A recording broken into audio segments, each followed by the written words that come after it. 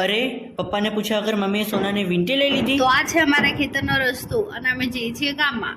અને બેઠા બેઠા મમ્મી પપ્પાની વાતો વચ્ચે હું એ ફસાઈ ગઈ કે ના મમ્મીની સાઈડ લઈ શકું ના પપ્પાની સાઈડ લઈ શકું. એટલે મેં મોઢું સંતાડી દીધું.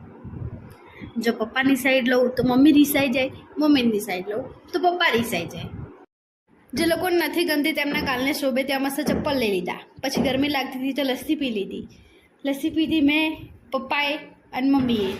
મારો નાનો ભાઈ નહીં આવ્યો એટલે આજે એમ નીકળી ના ના એના માટે હું લઈ લઈશ. મેં મમ્મીએ ખરાની બજારમાં એક અલ્ટ્રા પ્રો મેક્સ દુલ્હન જોઈ લીધી હતી.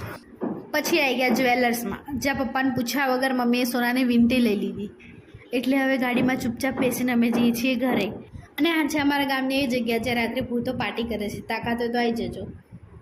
પછી મેં સાંજે ધાબા પર પથારી કરી લીધી કેમ કે રાત્રે બીક લાગતી હતી. અને પછી અમે ઠૂસી લીધું. મોઢા બગાડવાનું તો કોઈ આમનાથી જ શીખે. અરે ના ના સારું લાગ્યું એને. Thank you. મમ્મીને ખાને કીધું તો મમ્મી કે ના મને નથી ભાવતું, તમે જ ખાઈ લો. મમ્મી સાદી ખીચડી ખાઈ. પછી મેં પણ થોડું ઘણું ઠૂસી લીધું.